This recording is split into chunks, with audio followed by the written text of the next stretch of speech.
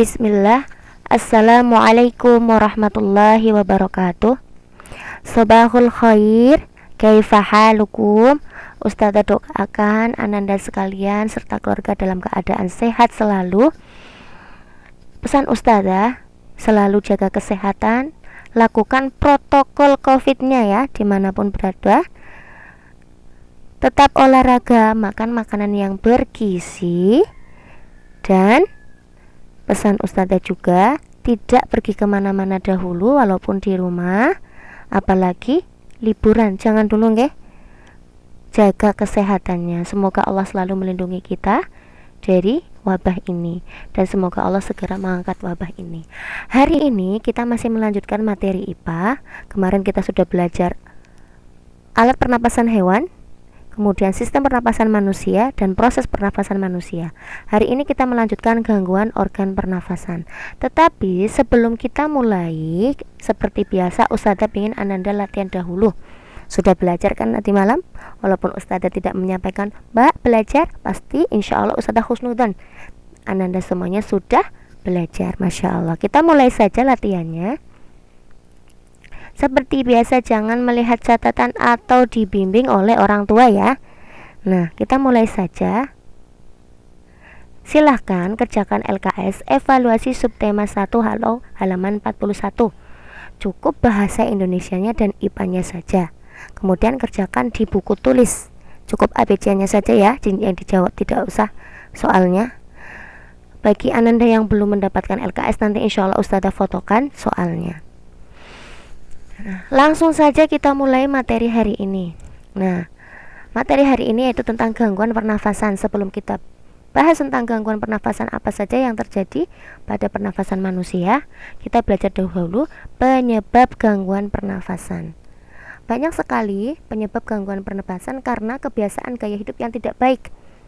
Seperti yang pertama, apa ini? Rokok ya, kebiasaan merokok ataupun hanya sekedar terpapar oleh rokok sebagai, kalau orang yang merokok namanya itu perokok aktif. Kalau orang yang menghirup asap rokok sedangkan dia tidak merokok namanya perokok pasif, juga berbahaya, mengalami gangguan pernafasan. Kemudian, nah, kurang olahraga. Olahraga itu sangat sekali penting. Maka biasakan olahraga. Berbagai macam penyakit disebabkan karena kekurangan olahraga, termasuk gangguan pernafasan. Lanjut, kurang tidur. Nah, ananda ayo tidurnya jam berapa? Kurang tidur itu juga mengganggu pernafasanmu. Maka biasakan tidur yang cukup ya, minimal 8 jam. Kemudian faktor penyakit. Faktor penyakit juga menyebabkan gangguan pernafasan. Silahkan boleh ditulis ataupun dibuka di halaman 45 di LKS kalian. Langsung saja kita lanjutkan ke penyakit pernafasan yang pertama, yaitu asma. Silakan bisa dibuka di LKS halaman 66. Di situ ada banyak sekali penjelasan tentang penyakit pernafasan. Ustazah di sini hanya menampilkan gambar dan penjelasan. Untuk tulisannya bisa kalian lihat di halaman 66. Asma, apa itu asma? Asma itu adalah kelainan penyumbatan pada saluran pernafasan. Nah, ini contoh gambarnya. Gambar orang yang terkena asma, dia biasanya membutuhkan oksigen, bantuan oksigen ketika asmanya kambuh. Nah, harusnya ketika bronkiolus yang normal dia akan seperti ini. Tapi kalau yang mengalami asma, dia mengalami penyempitan. Biasanya sebabnya adalah alergi terhadap debu, bulu, rambut halus dan sebagainya. Nah, gejalanya seperti sesak nafas, sampai nafasnya tersengal-sengal bahkan berbunyi ngik-ngik. Nafasnya pendek, ada rasa sesak dan beras di dada. Mudah sekali letih, lesu, kurang bersemangat. Dan biasanya kalau di cuaca dingin akan batuk-batuk. Kalau beraktivitas pun dia akan mudah lelah. Nah, bagaimana cara mencegahnya? Tinggal di lingkungan bersih. Jangan memelihara hewan yang berbulu halus ataupun banyak seperti kucing. Ketika udaranya terasa dingin, gunakanlah baju yang hangat, bahkan gunakan slayer. Olahraganya juga jangan olahraga yang berat atau membutuhkan nafas yang dan tenaga yang banyak. Itu asma. Biasanya asma dipengaruhi juga oleh faktor keturunan. Lanjut ke selanjutnya yaitu influenza. Influenza itu infeksi akut saluran pernafasan, bukan flu ya, bukan flu biasa. Flu biasa dengan influenza itu berbeda. Kalau influenza biasanya tenggorokannya terasa sakit, badan pegal-pegal, mulai batuk-batuk, terus sakit kepala.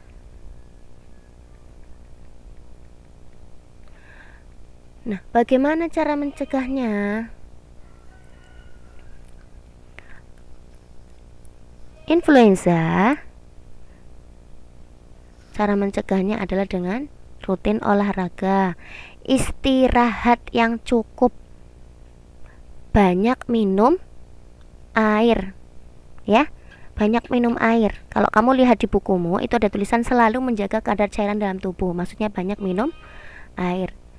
Penuhi gizinya yang seimbang serta menjaga kebersihan. Yang namanya influenza itu mudah sekali menular, maka hindari penderita influenza atau yang mengalami flu. Lanjut ke penyakit selanjutnya yaitu tuberkulosis. Tuberkulosis adalah yang biasa kalian sebut dengan TBC. TBC itu disebabkan oleh disebabkan oleh bakteri Mycobacterium tuberculosis. Biasanya menyebabkan alveolus. Ya, alveolus itu mengalami bintil ataupun kadang juga terdapat cairan. Sehingga proses pertukaran udaranya pun terganggu karena tadi terganggunya alveolus.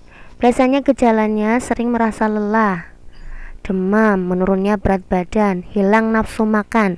Nah, cara mencegahnya ketika masih kecil biasanya ada vaksin, ya, imunisasi, namanya imunisasi BCG. Ya, imunisasi BCG. Terus lanjut ada pneumonia atau radang paru-paru. Apa itu pneumonia? Yaitu infeksi paru-paru yang disebabkan oleh bakteri, virus ataupun jamur.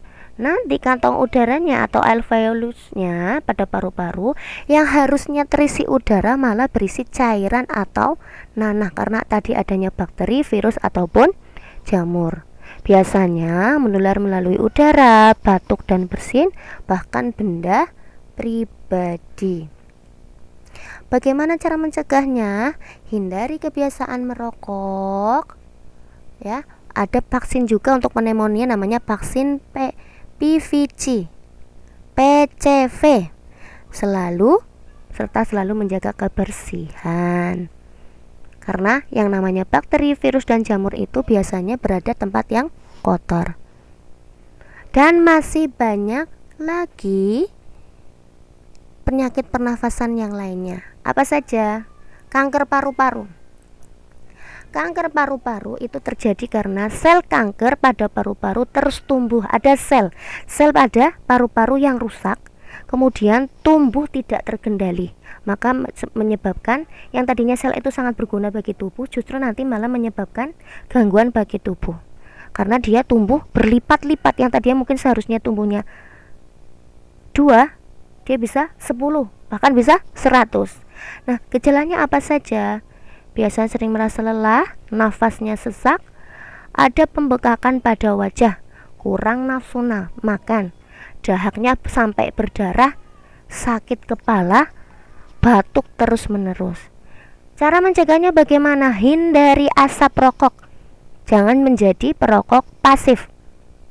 Dan juga berhenti merokok, jangan menjadi perokok. Olahraga teratur, dan yang terpenting adalah atur pola makannya yang bergizi dan seimbang. Ada ISPA. ISPA adalah infeksi saluran pernafasan atas, seperti hidung, laring, dan tenggorokan. Umumnya biasanya kalau ISPA itu karena asap ataupun debu, ya. Seperti biasanya ada terjadinya kebakaran hutan yang menjadikan polusi, itu sering sekali menyebabkan ISPA. Silakan kamu gejalanya dan cara mencegahnya bisa dilihat di buku tulismu. Biasanya ISPA penyebabnya itu tadi karena asapnya ya tadi ya. Biasanya asap itu membawa bakteri seperti pneumococcus, rhinovirus, dan adenovirus. Nah, walaupun hidung kita sudah ada penyaringnya, tapi untuk seperti bakteri ataupun virus masih sekali sulit untuk menyaring karena hidung kita itu menyaring kotoran, bukan untuk menyaring bakteri maupun virus. Maka tetap jagalah kebersihan. Nah, ada lagi. Nah, SARS. SARS ini termasuk penyakit pernafasan karena virus corona. Ya, sama seperti yang sekarang sedang terjadi di dunia ya. Di seluruh dunia, SARS itu juga termasuk salah satu penyakit disebabkan oleh virus corona. Gejalanya itu pusing, muntah-muntah, demam tinggi, batuk, dan sesak nafas. Kemudian ada flu burung. Cerita sedikit, kalau SARS juga dulu pernah mengalami menjadi wabah, tapi tidak sampai menjadi pandemi, alhamdulillah ya. Tidak sampai menjadi pandemi. Begitu juga dengan flu burung. Flu burung itu awalnya dari unggas. Kemudian menular kepada manusia. Gejalanya hidung mengalami pendarahan, gusi berdarah, gangguan pada pencernaan. Resikonya bisa seperti coronavirus, SARS juga ya, mengalami kematian. Masih sama seperti SARS, flu burung juga sampai mengalami wabah ya. Flu burung dan SARS itu ditemukan masih sama di Cina. Kemudian COVID-19 disebabkan oleh apa? Sama-sama oleh virus corona, tapi berbeda, sudah bermutasi. Kalau SARS tadi tipenya masih lama. Kalau COVID itu tipe baru, yaitu makanya dinamakan COVID-19, coronavirus disease tahun 2019. Kalian sudah tahu gejalanya seperti sesak nafas, batuk, tenggorokan sakit, bahkan ada yang diare, ya, demam tinggi, dan nanti menyebabkan yang namanya pneumonia sampai kematian. Ada satu lagi yang Ustazah lupa belum menuliskan di sini, yaitu bronkitis. Bronkitis adalah radang pada bronkus. Faktornya masih sama seperti yang lainnya karena penyebabnya adalah bakteri, kebiasaan merokok, ataupun lingkungan yang kurang sehat atau lingkungan yang tidak bersih. Untuk yang lainnya bisa kalian baca seperti sinusitis, rinitis. Kalau ada tambahan is belakangnya, seperti tadi contohnya bronkitis, berarti peradangan pada bronkus, ya. Sinusitis, peradangan pada sinus itu pada hidung. Faringitis, berarti peradangan pada faring. Laringitis, peradangan pada laring. Tonsilitis, peradangan pada tonsil. Masya Allah. Itu penjelasan sedikit dari Ustazah. Silakan dibaca lagi di halaman 66 untuk bisa menulisnya ataupun membacanya agar semakin paham. Dari Ustazah kasih gambarnya biar kalian bisa tahu bagaimana penyakitnya. Demikian materi hari ini. Ustazah ucapkan jazakumullah khairan wa barakallahu fikum. Semoga apa yang Ustazah sampaikan bermanfaat. Ustazah tutup dengan doa kafaratul majlis. Subhanakallahumma wa bihamdika asyhadu an la ilaha illa anta astaghfiruka wa atubu ilaik. Assalamualaikum warahmatullahi wabarakatuh.